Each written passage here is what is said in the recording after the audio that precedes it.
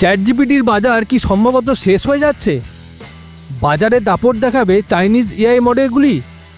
এরকমই আশঙ্কা করছেন প্রযুক্তি বিশেষজ্ঞরা। কেন জানেন? কারণ চীনের টেক সংস্থা আলিবাবা লঞ্চ করলো নতুন এআই মডেল, যা নিয়ে ফের তোলপাড় গোটা বিশ্বে। এই ভিডিওতে আমরা আপনাদের জানাবো আলিবাবার নতুন এআই মডেল নিয়ে। চীনের সংস্থা আলিবাবা গ্রুপ তাদের কুইন এআই মডেলটির নতুন একটি সংস্করণ লঞ্চ করেছে। এই কুইন 2.5 নামের মডেলটি নাকি ডিপসিক, ওপেন এআই এবং মেটার মডেলগুলিকে টেক্কা দিয়েছে।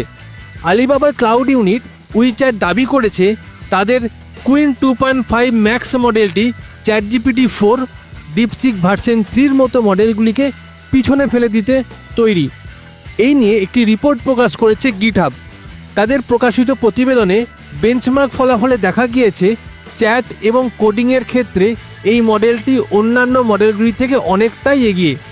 তবে ক্লড 3.5 সনেটের সাথে এর পারফরমেন্স প্রায় সমান। এদিকে 2025 সালের জানুয়ারি মাসের 10 তারিখে লঞ্চ করেছে ডিপসিকের নতুন এআই মডেল R1, যা নিয়ে গোটা বিশ্ব তোলপাড়। কারণ মাত্র 10 দিনেই অ্যাপেল স্টোরে এই সংস্থাটির এআই মডেল জায়গা করে নিয়েছে একদম প্রথমে। আর তারপরই এনভিডিয়ার মতো চিপ প্রস্তুতকারক সংস্থাকে হারাতে হয়েছে $600 বিলিয়ন। এরপরই মনে করা হচ্ছে চীনের তৈরি এআই মডেলগুলি গোটা বিশ্বে দাপিয়ে বেড়াবে। ডিপসিকের কম খরচের ব্যবসা মডেল সিলিকন ভ্যালিতে রীতিমতো আতঙ্ক ছড়িয়েছে। টেক শেয়ারের দাম পড়ে গিয়েছে। বিনিয়োগকারীদের অনেকেই প্রশ্ন তুলছেন মার্কিন সংস্থাগুলি উচ্চ ব্যয় করে এআই মডেল তৈরি করে এবং সেই মডেলগুলি কতটা যুক্তিযুক্ত তা নিয়ে উঠছে প্রশ্ন। আপনারা কি মনে করেন?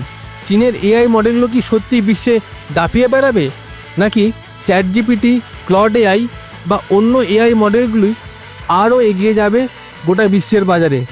আপনার উত্তর কমেন্টে জানান।